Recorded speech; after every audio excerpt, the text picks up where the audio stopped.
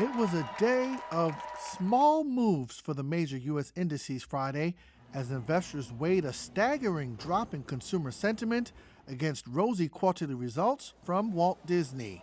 Minor gains was still enough to push the Dow and the S&P 500 to their fourth straight record closing high. The Nasdaq was up 6 points.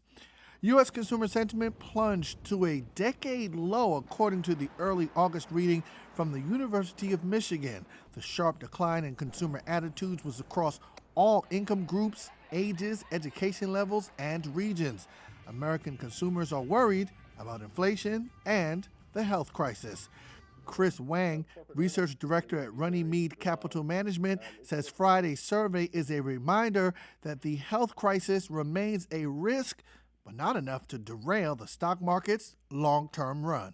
Overall, the market just continues to grind higher because we have a lot of liquidity coming from the fiscal and monetary stimulus plus strong economic growth. So I think that sets up for a continued bull market, even if it's a slow grind higher.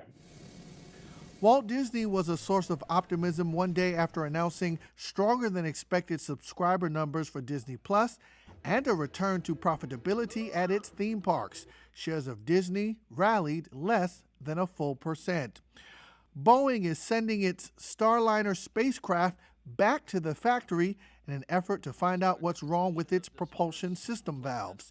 The decision means the launch date for the Starliner is delayed once again. Boeing is competing with Elon Musk's SpaceX to take NASA astronauts to the International Space Station. Shares of Boeing had a drop of more than 1%.